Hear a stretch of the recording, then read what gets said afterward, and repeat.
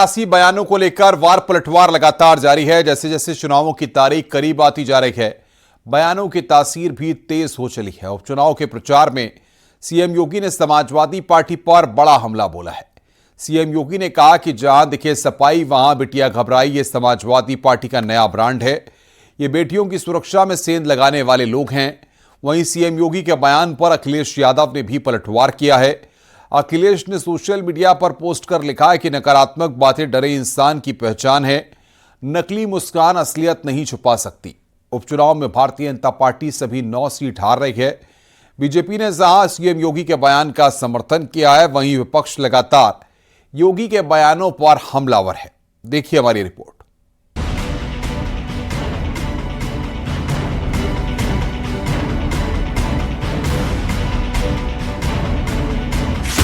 उपचुनाव को लेकर सीएम योगी ताबड़तोड़ प्रचार कर रहे हैं। सीएम योगी ने मीरापुर सीट पर सहयोगी दल आरएलडी की प्रत्याशी मिथिलेश पाल के लिए प्रचार किया। रैली के दौरान सीएम योगी ने विपक्ष पर जमकर निशाना साधा। सीएम योगी ने कहा कि जहां दिखे सपाई वहां बिटिया घबराई। आज मैं कह सकता हूं कि जहां दिखे सपाई वहां बिटिया घबराई। आपने देखा होगा उनके कारनामों को। अयोध्या में नजारा आपने देखा होगा, कन्नौज में देखा होगा। ये नया ब्रांड है समाजवादी पार्टी का, ये नया ब्रांड है इनका। इनको लोग लाज नहीं। सीएम योगी ने कहा कि समाजवादी पार्टी को सनातन से पीड़ा है। अब खटाखट वाली कांग्रेस और एसपी को सफाचट करने का वक्त आ गया है। आस्था के साथ खिलवाड़ करने वाले लोग हैं। बेटी और बहन की सुरक्षा में सेंध लगाने वाले लोग हैं। इनके वास्तविक संस्कार देखने हैं तो समाजवादी पार्टी के मीडिया सेल के सोशल मीडिया हैंडल को देखिए। कितनी घटिया स्तर की बातों को ये लोग करते हैं। ये समाजवादी पार्टी के वास्तविक चरित्र को दिखाता है। सीएम योगी के बयान पर अखिलेश यादव ने निशाना साधा। सोशल मीडिया प्लेटफॉर्म पर पोस्ट कर लिखा, नकारात्मक बातें डरे हुए इंसान की पहचान। जिनके पास अपनी कोई उपलब्धि नहीं होती वो दूसरों की बात करते हैं। नकली मुस्कान असलियत नहीं छुपा सकती। अगर प्रतिशत में समझो तो 100 की 100। और बीजेपी उपचुनाव में हार रही 9 की 9। सीएम योगी के बयान पर कांग्रेस ने भी निशाना साधा है। कांग्रेस का कहना है कि प्रदेश में कानून व्यवस्था चरमरा गई है। गुंडे बदमाशों को अब सरकार का संरक्षण है। लोगों को बुलडोजर से डराया जा रहा है। प्रदेश में सबसे ज्यादा देश में अत्याचार दलितों पर उत्तर प्रदेश में हो रहा है। महिलाओं को निशाना बनाया जा रहा है। ब्राह्मणों की हत्याएं हो रही, बुलडोजर चलाकर डराया जा रहा है। तो एक भय का माहौल बनाया गया। पहले तो गुंडे सड़क पर थे, अब तो गुंडों को सरकार का संरक्षण है। वहीं बीजेपी का कहना है कि सीएम योगी का बयान एकदम सही है। महिलाओं से जुड़े क्राइम के ज्यादातर मामलों में एसपी के लोग शामिल रहे हैं। योगी जी ने ठीक ही कहा है कि जहां दिखे सपाई वहां बिटिया घबराई। वास्तव में कन्नौज हो या अयोध्या, हर जगह बेटी की इज्जत पर ये सपाई हाथ डालते हुए नजर आ रहे हैं। ये अभी की ही बात नहीं है। पीछे हमने देखा है कि खुद सपा सुप्रीमो की पत्नी डिंपल यादव भी चुनावी सभा में सपाई लफंगों की शिकायत करती हुई नजर आ रही थी। वास्तव में समाजवादी पार्टी का चरित्र ही महिला विरोधी। यूपी में विधानसभा की 9 सीटों की 20 नवंबर को उपचुनाव के लिए वोटिंग है। ऐसे में बीजेपी और विपक्ष में वार पलटवार चरम पर है। सीएम योगी ने जहां महिला अपराधों को लेकर समाजवादी पार्टी पर सीधा हमला बोला है, वहीं समाजवादी पार्टी और कांग्रेस भी पलटवार करने में पीछे नहीं है। न्यूज़ 18 के लिए ब्यूरो रिपोर्ट। गाजियाबाद में उपचुनाव के लिए रैली करने पहुंचे सीएम योगी ने समाजवादी पार्टी पर बड़ा हमला बोला। चुनाव आयोग के जरिए वोटिंग की डेट बदले जाने पर पलटवार किया। सीएम योगी ने कहा कि अक्सर ऐसा होता है कि चांद नहीं दिखने पर ईद की तारीख बदल जाती है, तब विरोध नहीं होता। लेकिन अब हिंदू के पर्व को लेकर समाजवादी पार्टी विरोध कर रही है। अगर चांद नहीं दिखाई देता तो ईद की तिथि बदल दी जाती है। सरकार छुट्टी उसी प्रकार से घोषित करती है। ऐसे ही गुरु पर्व के बारे में भी होता है, तब विरोध नहीं होता है। लेकिन जब हिंदू आस्था के प्रतीक किसी पर्व की तिथि, पर्व के महत्व को देखते हुए एक संवैधानिक संस्था के द्वारा तिथि में परिवर्तन किया गया, तो बहनों और भाइयों, जनता जनार्दन ने तो खुशी मनाई, लेकिन दुर्भाग्य से एक राजनीतिक दल ऐसा भी है जिसने इसका विरोध किया, और वह और कोई नहीं, वह समाजवादी पार्टी है जो इस चुनाव में आपके सामने खड़ी है। चुनाव दर चुनाव बीएसपी का जनाधार लगातार घट रहा है। 2019 के लोकसभा चुनाव के प्रदर्शन को छोड़ दें तो बीएसपी पिछले कई चुनावों में कोई कमाल नहीं कर पाई। मायावती के दलित वोट बैंक पर पहले समाजवादी पार्टी ने सेंध लगाई, अब चंद्रशेखर आजाद चुनौती देने को तैयार हैं। सवाल यही है कि क्या चंद्रशेखर आजाद अब दलित राजनीति की धुरी बनना चाहते हैं? उपचुनाव के प्रचार में चंद्रशेखर का भावनात्मक रूप भी दिख रहा है और आक्रामक भी। क्या बीएसपी को मिलेगी कड़ी चुनौती? देखिए रिपोर्ट।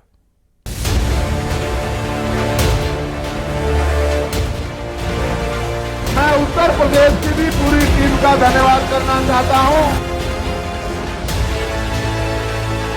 क्या बीएसपी के लिए चंद्रशेखर आजाद बड़ी चुनौती बन रहे हैं? विधानसभा उपचुनाव में जीतना सभी पार्टियों का मकसद है, लेकिन बीएसपी के लिए चुनौतियां इससे कहीं बढ़कर है। बीजेपी आरएलडी के प्रत्याशी जहां ताल ठोक रहे हैं, तो वहीं एसपी के प्रत्याशियों को कांग्रेस का समर्थन है। वहीं नगीना के सांसद चंद्रशेखर भी अपनी पार्टी और प्रत्याशी के साथ ताल ठोकते हुए दिख रहे हैं। वेस्ट यूपी में चंद्रशेखर आक्रामक अंदाज में प्रचार कर रहे हैं। और कहाँ बट रहे भाई? बट रहे। अच्छा सुनो, एक मिनट सुन लो। बांट का तो अब तक राज करा बांटने वालों ने, इब कहाँ बट रहे? इब तो हम इकट्ठे कर रहे लोगों को, ठीक है, सबको इकट्ठे करके साथ लेकर चलेंगे। बीएसपी प्रमुख मायावती बीते कई दशकों से दलित राजनीति का चेहरा रही हैं, लेकिन बीएसपी का जनाधार धीरे धीरे खिसक रहा है। पिछले कुछ चुनाव में उनके दलित वोट बैंक पे बीजेपी और एसपी ने सेंध लगाई। अब उनके लिए सबसे बड़ी चुनौती आजाद समाज पार्टी और उसके नेता चंद्रशेखर ही नजर आ रहे हैं। इस पश्चिम उत्तर प्रदेश में अगर बीजेपी को हराया जा सकता है तो उसका एक ही गणित है, वो है दलित मुस्लिम जो गठजोड़। ये दलित मुस्लिम गठजोड़ जो भी बना पाएगा, जो भी पार्टी बना पाएगी, बीजेपी हार जाएगी। अगर ये गठजोड़ नहीं बन पाता है तो निश्चित रूप से इसके ना बनने का लाभ कहीं ना कहीं बीजेपी को ही होगा। लोकसभा चुनाव में नगीना से जीतने के बाद चंद्रशेखर दलित वर्ग में काफी लोकप्रिय हो रहे हैं और अपनी पार्टी का विस्तार कर रहे हैं। दरअसल यूपी की राजनीति में बीएसपी और एएसपी के लिए दलित वोटरों पर पकड़ बनाने की होड़ है। जो दलित वोटरों को लुभाएगा वहीं आगे पिछड़ों की सियासत का प्रमुख चेहरा होगा। यूथ कन्विंस करने लगा है बुजुर्गों को भी, क्योंकि वेस्टर्न यूपी की बेल्ट में अब जो एक गाना आया था कि ताऊ हट जा पाछे ने, तो वो उस वक्त जो है ताऊ का जमाना चला गया था और यूथ के हाथ में कमान आ गई थी। तो यूथ अब डिसीजन मेकिंग कैपेसिटी में है, फैमिलीज के अंदर भी, तो वो शिफ्टिंग हो रही है। और मायावती की तरफ से अभी तक बहुत ठोस प्रयास ऐसे नहीं हो रहे हैं यहाँ पे इस इलेक्शन में कि वो उस वोट बैंक को सहेज सकें, रोक सकें। तो उनके सामने इन उपचुनावों में भी बहुत कड़ी चुनौती है। चंद्रशेखर ने कानपुर की सीसामऊ सीट को छोड़कर बाकी 8 सीटों पर प्रत्याशी उतारे हैं। वहीं बीएसपी ने सभी 9 सीटों पर कैंडिडेट उतारे हैं। तो लोकसभा चुनावों में मिली जीत और उसके प्रत्याशियों को मिले समर्थन से उत्साहित चंद्रशेखर अब दलित राजनीति का नया चेहरा बनने जा रहे हैं। यहाँ जीत के बाद में जब वो हरियाणा जाते हैं, हालांकि हरियाणा की तमाम सीटों पे चुनाव लड़ी जेजेपी और चंद्रशेखर आजाद पार्टी, लेकिन अब उत्तर प्रदेश में जो चुनाव है यहाँ चंद्रशेखर आजाद की साख का मामला है। और एक तरफ चूंकि अभी तक उत्तर प्रदेश में जब उपचुनाव हुए कभी बसपा ने अपने प्रत्याशी नहीं उतारे। पहली बार बसपा ने 9 सीटों पर अपने प्रत्याशी उतारे हैं। अब देखना यह है कि चंद्रशेखर आजाद मतलब आजाद समाज पार्टी और बहुजन समाज पार्टी, इन दोनों में किसके पास जो बसपा का जो दलितों का कैडर वोट है वो किस तरफ जाने वाला है। देखने वाली बात होगी कि दलित सियासत में इस नए मोड़ से निपटने के लिए बीएसपी सुप्रीमो मायावती क्या नई चाल चलती है। क्या आकाश आनंद को नए तेवर, नए क्लेवर के साथ उतारा जाता है या फिर मायावती खुद ही अपने अंदाज में सियासी पारी खेलेंगी। न्यूज़ 18 के लिए ब्यूरो रिपोर्ट।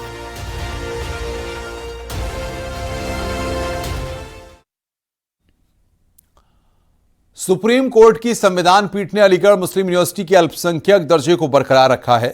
7 जजों की संविधान पीठ ने 4-3 के फैसले से एएमयू के माइनॉरिटी स्टेटस को बरकरार रखा। अब इस मामले में 3 जजों की बेंच ये तय करेगी कि यूनिवर्सिटी को अल्पसंख्यक दर्जा का दर्जा दिया जाए या नहीं। वहीं इसे लेकर एएमयू में खुशी का माहौल है। वहीं संत समाज ने फैसले पर हैरानी जताई है।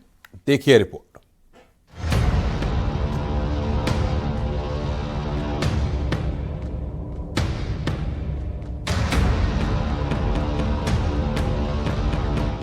अलीगढ़ मुस्लिम विश्वविद्यालय के अल्पसंख्यक दर्जे को लेकर सुप्रीम कोर्ट ने अल्पसंख्यक दर्जा बरकरार रखा, लेकिन उसके लिए मानदंड बनाए। पीजीआई चंद्रचूड़ की अध्यक्षता वाली संविधान पीठ ने इस मामले में फैसला सुरक्षित रख लिया था। अब 7 जजों की बेंच ने 4 और 3 के अनुपात में अपना फैसला सुनाया। इसके बाद इसे 3 जजों की रेगुलर बेंच के पास भेज दिया गया। आगे जो है ये तीन जजेस की बेंच इसको डिसाइड करेगी और उसमें हमें उम्मीद ये है कि चूंकि अजीज़ बादशाह का जजमेंट जो था वो आड़े आ रहा था सुप्रीम कोर्ट में अलीगढ़ यूनिवर्सिटी के माइनॉरिटी इस्टेब्लिश होने के बारे में बताने के लिए, तो वो अब इन्होंने जज ने 4 जजेस की ऑनरेबल 4 जजेस की बेंच ने उसको ओवर रूल कर दिया। बहुमत के फैसले में एएमयू को अल्पसंख्यक संस्थान का दर्जा देने के लिए मानदंड निर्धारित किए गए हैं।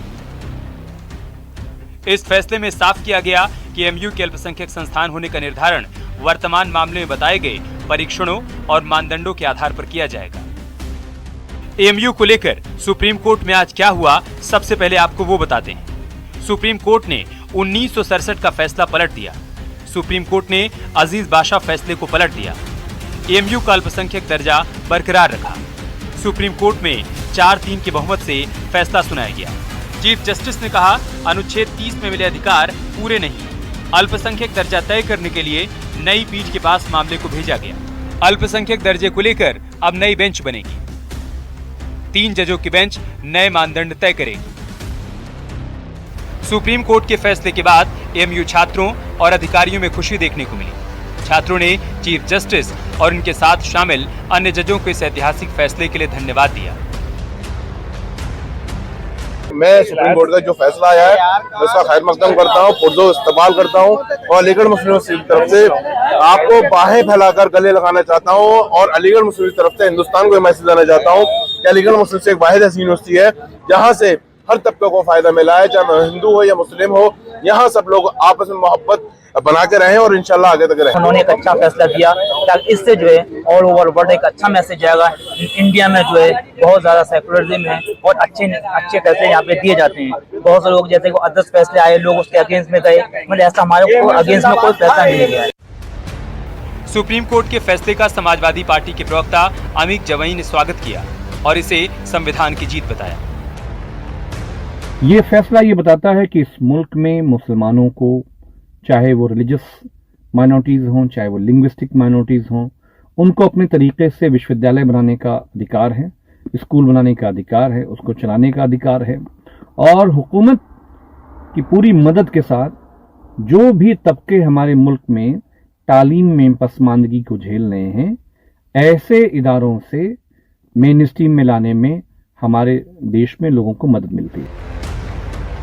वहीं मुस्लिम धर्मगुरुओं ने भी सुप्रीम कोर्ट के इस फैसले पर खुशी जाहिर की। जजों की बेंच अब ये देखेगी कि ये किस बुनियाद पर इसको माइनॉरिटी कैरेक्टर का दर्जा दिया जाए। तो जाहिर सी बात है कि इस ताल्लुक़ से तमाम तहकीकात और तमाम दस्तावेज़ और तमाम सबूत हमारे पास हैं कि ये अलीगढ़ मुस्लिम यूनिवर्सिटी मुसलमानों के डोनेशन से मुसलमानों के लिए और मुसलमानों की ज़मीन पर कायम थी। तो लिहाजा इसको मजबूती के साथ 3 जजों की बेंच के सामने पेश किया जाएगा और इंशाअल्लाह उम्मीद है कि जिस तरीके से आज फैसला आया है, आगे भी इसी तरीके का मुस्बत फैसला अलीगढ़ मुस्लिम यूनिवर्सिटी के ताल्लुक़ से आएगा। में माइनॉरिटी कैरेक्टर के रास्ते में जो दुश्वारियां थीं वो इंशाअल्लाह दूर होंगी और जो 3 जजेस की बेंच बनाई गई है उसके सामने भी हम लोग पूरे फैक्ट्स एंड फिगर्स सामने रखेंगे और पूरे हिस्टोरिकल फैक्ट्स मौजूद हैं कि किस तरीके से। वहीं अयोध्या के संतों का कहना है कि मुस्लिम अब अल्पसंख्यक नहीं रह गए हैं। सुप्रीम कोर्ट का फैसला हैरान करने वाला है क्योंकि हाई कोर्ट के फैसले को पलटा गया है। अल्पसंख्यक दोयम दर्जे को लेकर यह बहुत दुखद व दर्दनाक है। यह पीड़ा देता है पूरे समाज को। न मत मजहब मतांतर पंथ समुदाय से उठकर आप जब सोचिएगा तो क्या जो है मुस्लिम समुदाय अल्पसंख्यक रह गया है क्या? अरे अल्पसंख्यक का दर्जा यूनिवर्सिटी तो छोड़िए, पूरे देश से समाप्त किया जाना चाहिए। फैसला दिया है तो सुप्रीम कोर्ट का फैसला स्वागत योग्य है, लेकिन कहीं ना कहीं उन्होंने अन्य समाज के लिए, मुस्लिम से इतर जो समाज है, श्रमण समाज है, उसके लिए उनके साथ उन्होंने दुर्व्यवहार किया। उनको ऐसा नहीं करना चाहिए। सुप्रीम कोर्ट की संविधान पीठ इलाहाबाद हाई कोर्ट के 2006 के एक फैसले के संबंध में सुनवाई कर रही थी। हाई कोर्ट के आदेश में कहा गया था एएमयू अल्पसंख्यक संस्थान नहीं है। साल 2019 में सुप्रीम कोर्ट की 3 जजों की पीठ ने इस मामले को 7 जजों की पीठ को सौंप दिया था। न्यूज़ 18 के लिए ब्यूरो रिपोर्ट।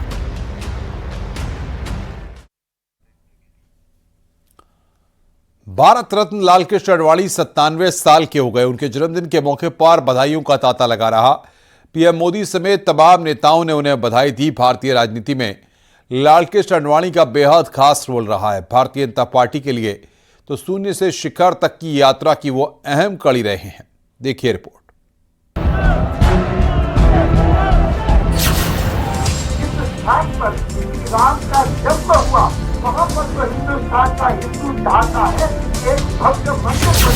भारत रत्न पूर्व उप प्रधानमंत्री और बीजेपी के दिग्गज नेता जिनका नाम है लालकृष्ण आडवाणी, जिनकी पहचान ही एक हिंदूवादी नेता की रही है। आडवाणी आज 97 साल के हो गए।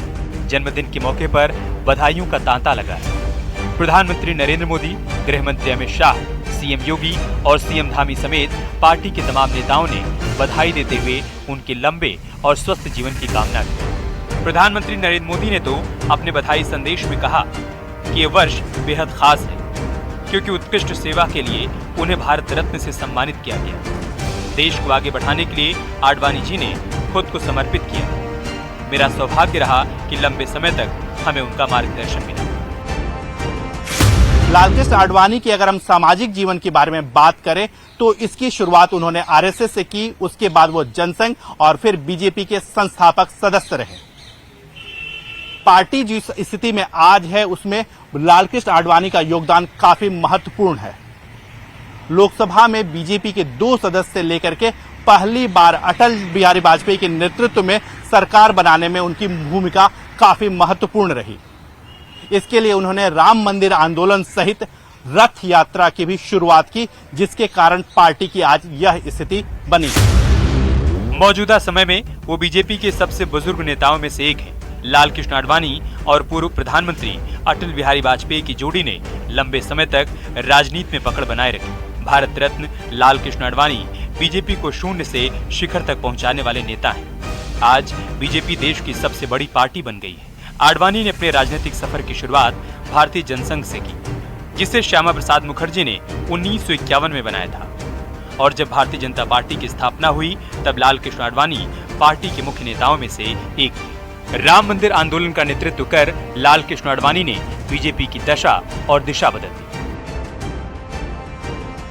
राम रथ यात्रा से राजनीतिक कद बढ़ा। 63 साल की उम्र में राम रथ यात्रा निकाली। गुजरात के सोमनाथ से अयोध्या तक यात्रा निकाली। 25 सितंबर 1990 से राम रथ यात्रा की शुरुआत हुई। नरेंद्र मोदी ने भी यात्रा की कमान संभाली थी। इस यात्रा ने यूपी की सियासी तस्वीर बदल दी। 1984 में 2 सीट और 1991 में 120 सीटें मिली। आडवाणी की पहचान हिंदूवादी नेता की बनी। वहीं नैतिकता को लेकर भी उनके कठिन फैसलों की आज मिसाल दी जाती है। लालकृष्ण आडवाणी का जन्म साल 1927 में कराची में हुआ था, जो मौजूदा समय में पाकिस्तान में है। लालकृष्ण आडवाणी 2002 से 2004 तक अटल बिहारी वाजपेयी के नेतृत्व वाली गठबंधन सरकार में उप प्रधानमंत्री थे। उन्होंने अपने राजनीतिक सफर की शुरुआत राष्ट्रीय स्वयंसेवक संघ यानी आरएसएस के स्वयंसेवक के रूप में की थी। 2015 में उन्हें भारत के दूसरे सबसे बड़े नागरिक सम्मान पद्म विभूषण और इसी साल 31 मार्च को भारत रत्न से सम्मानित किया गया था। Bureau report news 18।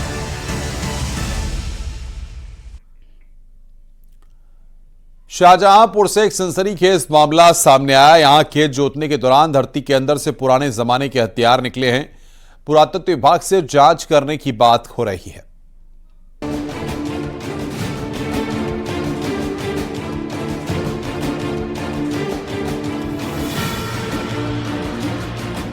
खेतों के पास जमावड़ा लगा है, किसानों से लेकर पुलिस की टीम है, स्थानीय विधायक भी पहुंची हैं। वजह है जमीन के अंदर से निकले ये पुराने जमाने के हथियार।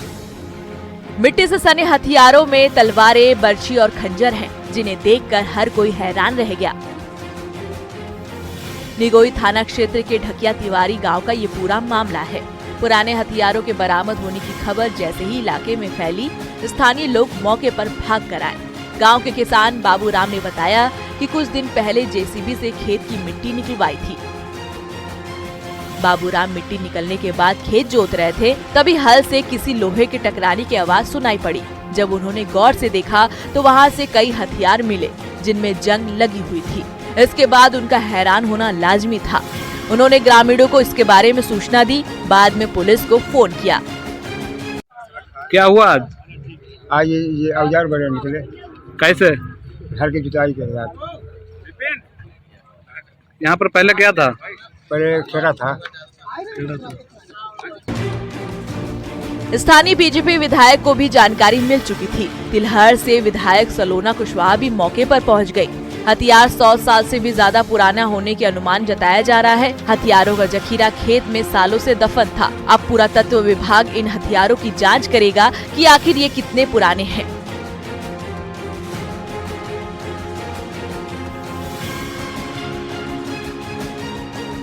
फिलहाल निगोहा थाना क्षेत्र में हथियारों के मिलने की चर्चा जोरों पर है। शाहजहांपुर से न्यूज़ 18 के लिए दीप श्रीवास्तव की रिपोर्ट।